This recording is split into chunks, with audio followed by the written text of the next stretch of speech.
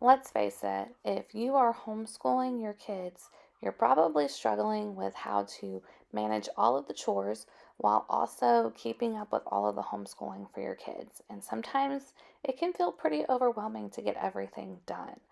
Today, I want to share how I have managed to keep up with all of the chores for my house, all while homeschooling 7 kids.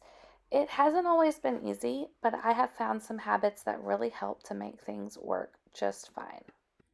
Hello and welcome back to my channel. Welcome if you are new here. My name is Joni and I am the mom behind simplelivingmama.com, where we love to help moms simplify life, home, and homeschool. And in today's video, I'm going to be talking about a topic that is close to my heart, something that I struggled with when I started this whole motherhood slash homeschooling journey, and something that I knew that I had to figure out quickly, and that is going to be about cleaning, and in particular, cleaning while you're homeschooling. Because you'll often hear people say, you can either homeschool your kids or have a clean house, but you can't have both. And I'm going to talk about how that's a little bit true and a little bit not true in today's video, so stay tuned. Okay, so let's be real for just a minute. If you're homeschooling, that means that you're probably in your house all day.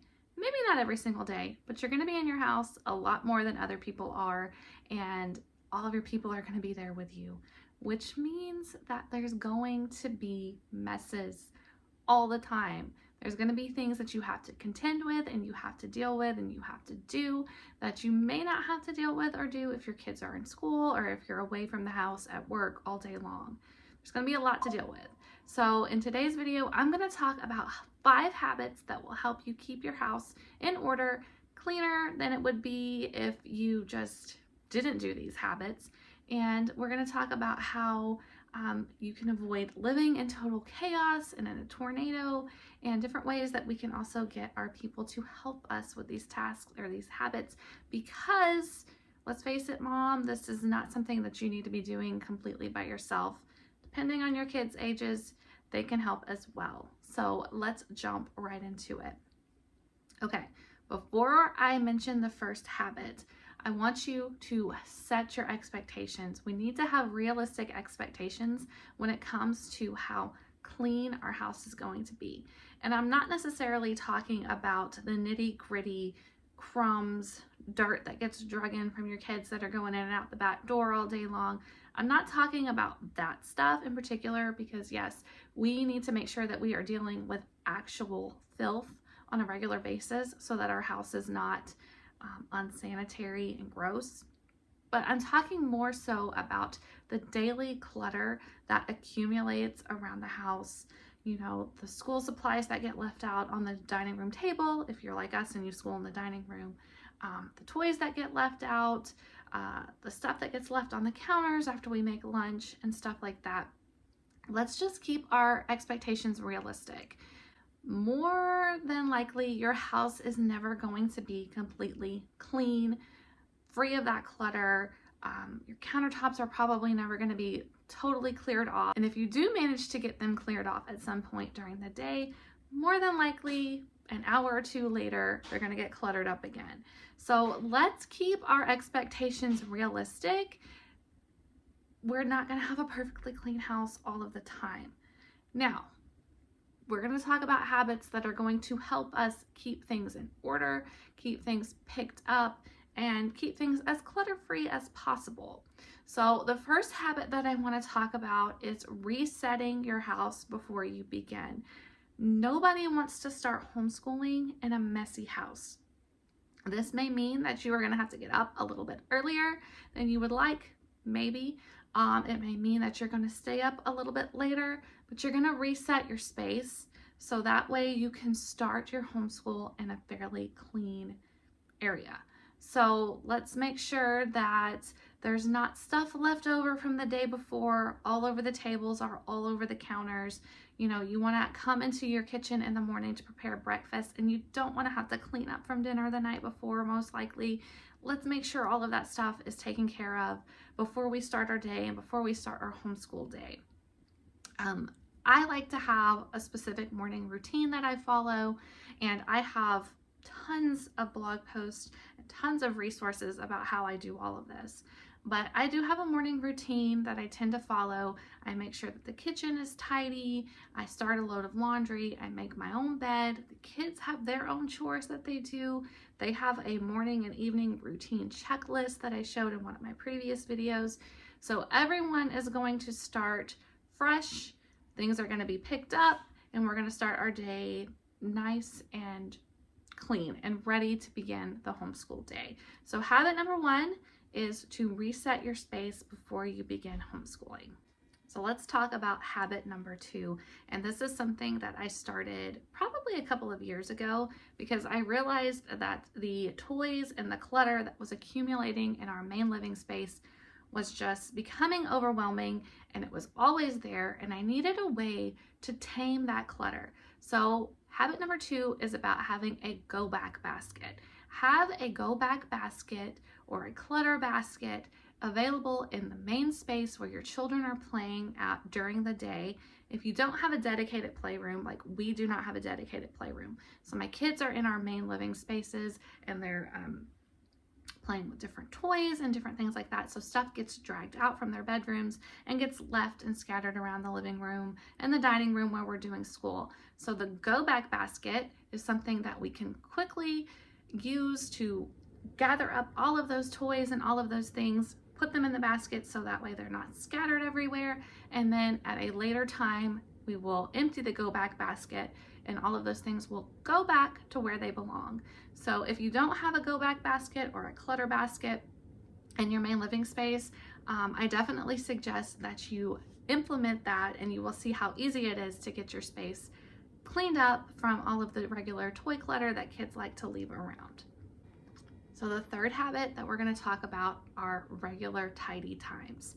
There are different checkpoints during our day that we will spend tidying up after ourselves. So this could be after breakfast. We get the breakfast dishes taken away and put away. I don't necessarily do dishes right after breakfast, but we do like to make sure that the dishes are put in the sink so that way they can be done after lunch. So after breakfast is a great time to start with a tidy time, and then before lunch. So if you do all of your homeschool during the morning, before lunchtime, take a few minutes and tidy up your homeschool space. If you're like us, our homeschool space is at the dining room table, so I will take a few minutes to clean that off, put books up back where they belong, put any projects up that need to be put away, and just make sure that the space is nice and tidy. And then the afternoon tidy, after we have finished all of our school, before I start dinner, I definitely spend some time. I usually have to get a load of dishes done. Whatever's left from breakfast and lunch needs to get handled during the afternoon tidy, and then just a quick declutter, a quick sweep if we've eaten, and there's mess that needs to be swept up. I also will often spend time doing a chore or two that I'll talk about in the next habit, which is having regular cleaning routines. So cleaning routines are going to help make sure that you have a clean house. If you don't have some sort of cleaning schedule or cleaning routine, you're probably just going to be putting out fires as they happen, and that can get chaotic. Some people may be able to work like that, but for me in particular, I like to have a list of things that I know need to get done, and I try to do those on certain days. I do have an entire free monthly cleaning calendar that walks you through this entire routine that I have. I will say that with our particular season that we're in right now, where I have a couple of days where I'm out of the house almost the entire day, I can't follow that routine exactly. So what I do is I choose a day that I know we are going to be home for the entire day, and I do a house blessing. And what I do with that house blessing is not only are we doing our regular chores, the laundry, the dishes, the wiping down of the crumbs from the counters, and the quick sweeping, but I'm doing a little bit more of a deep clean. So I'll get some dusting done, the vacuuming that needs to get done, the mopping that needs to get done. These are all things that I plan to do during the afternoon, during my afternoon tidy after we finished all of our schoolwork. And I also choose one area of my home to deep clean per week. It's on a rotating schedule. I call this zone cleaning. A lot of people compare it maybe to Fly Lady. I've never really done Fly Lady before, so maybe it's like that, maybe it's not. I haven't really looked deeply into how she does all of her zone cleaning and stuff. But what I do is I choose one area of my home to deep clean each week, and usually before, whenever I was home, like all the time, I could choose to do one task per day. So let's just do an example. The kitchen. The kitchen is something that needs to be deep cleaned regularly. So I would clean the microwave out one day, and then I would clean the fridge out another day, wipe down the baseboards another day. My underneath cabinets get dirty pretty quickly. Clean the oven another day. Now what I do, since we are a little bit more busy, is I just choose the tasks that need to be done the most while I'm working in that zone. Sometimes it's cleaning the fridge and cleaning the microwave, and then of course, like I said, I do mop on a regular basis. I mop once a week and getting the mopping done. Sometimes it's cleaning the oven and wiping down the fronts of the cabinets, or wiping down the inside of the cabinets. I just choose those deep cleaning tasks that need to get done the most that week, and then shelve it. I'll deal with the rest of it when I come back around to that zone. That works for me in this season of life that I'm in. And what does that mean? That means that sometimes things are not always perfectly clean. I will say the oven is one of the chores that I hate the most. So if you come to my house, my oven's probably gonna look dirty because I don't get around to dealing with that very often. Probably every few months, I will actually get in there and get my oven clean. But that's just the season of life that I'm in. If you are home more often, if you are home every single day, you're not running out all the time, you're going to have more time to get those deep cleaning tasks done. But whatever the case may be, whether you are running around all of the time and you only have a couple of days that you're home all day like I am, a cleaning routine, some sort of cleaning schedule is going to help you maintain your home and make sure that it stays as clean as it can be. Okay, so we are already on habit number 5, and habit number 5 is everyone in the house contributes. So as your children grow and they are home and they are making their own meals and wanting their clothes cleaned at a certain time, you need to start implementing chores for them and having them contribute to the running of the household. So all of my kids, when they're around, I would say 11 to 12 years old, completely take over their own laundry. So they have their own laundry day, they are washing their own clothes, they're washing their own bedding, and they are handling that. And that is a great responsibility for them. My kids also have rotating chores that they do in the kitchen. The kitchen is in constant motion here at my house. Someone is always making something to eat, or making some sort of snack, or making some sort of dessert. Something is usually always going on in the kitchen. So we have children that do the dishes. We have children that they load the dishwasher, unload the dishwasher. If you go in there and you create a dessert, you're responsible for cleaning up after that. So if you spill flour, you need to clean up the flour. Just things like that. So the kids do have chores. We have a child that takes out the trash on a regular basis. They all have to help with cleaning their bathroom. I have 7 kids in one bathroom. You guys pray for me, because that bathroom blows up every single day. So the kids have to help with the bathroom and making sure that their bathroom stays clean. Of course, I clean my own bathroom. I don't have the kids deal with my bedroom. I don't have the kids do my laundry or my husband's laundry. I don't have the kids clean my bathroom. I feel like those are my responsibility. But they are responsible for their own areas. They're responsible for cleaning their room. If I say, hey, it's tidy time, they're going to help me clean up the dining room and the living room as well. So we have kids that contribute to the running of the household. Oh, and now that it's springtime, I also have a child that handles mowing. We have a very small yard here, so it's not that difficult for him. He's old enough to handle mowing, so he mows and he weed eats for us. So like I said, teaching your children how to do these chores, it starts when they're young. So when you have young children, you need to bring them alongside you and teach them how to do these chores. And then as they get older and are able to actually complete the chores satisfactorily, hand the chores off to them, and have them do those chores.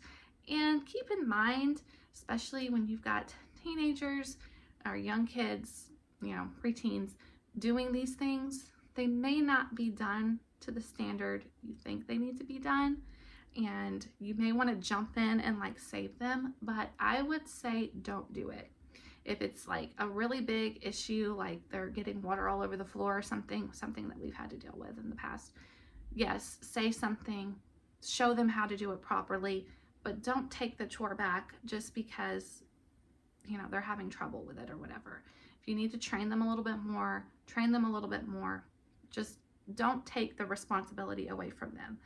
That is something that happened to me as a child and something that I still remember to this day. Like, I was trying to do certain chores and I wasn't doing them properly, so my parents just took them back. And then I never learned how to do the chore properly until I was an adult, married with my own house, and then I had to learn how to do everything then. So anyway, that's just my 2 cents and my advice about that. Okay, I'm going to talk about a little bonus habit, a little bonus tip. Declutter your house regularly. The clutter is one of the things, just the visual clutter is one of the things that will make your house look messy and will probably overwhelm you as a mother, because you see all this stuff displaced out everywhere where it doesn't belong. And I know for me that makes my brain feel cluttered. I don't like to have a ton of clutter. Now, I'm not a minimalist. I have 7 kids. I'm not a minimalist by any means. Our house is not minimal. I have books, we have toys, we have art supplies, we have all kinds of stuff. Homeschooling brings with it its own clutter. But I will say, have regular decluttering sessions where you're getting rid of stuff. You're getting rid of like extra books that you don't need. If there's something that your kids hate, give those books away. They hate and you're not going to use them at all. Give them away. Old art supplies, stuff that's worn out, throw it away. Paper clutter is a huge, huge thing that I deal with. I do have to go through, get rid of some stuff on a regular basis, but we just don't have the space to keep everything and to keep it tidy and to keep it organized. So definitely look into doing regular decluttering. If you've never decluttered your home before, I do have a 30-day declutter guide that you can use that would get you completely jump started on cleaning your house. And I'll have that linked for you below. And yeah, so these are my habits to help you keep your house clean while you're homeschooling your kids. It can be a challenge, a struggle. I understand that. But if you implement these habits, it will make things go a little bit more smoothly and things will be a little bit more easy. And if your kids are involved and everybody's on the same page, once you get to that point, you'll see that the house is running so much better than it was before. If you're dealing with a lot of chaos and just feeling overwhelmed by all of the chores and the things that need to be done. So implement these habits, get them set up, get them in place, and you will find that it's much easier to homeschool and keep your house clean.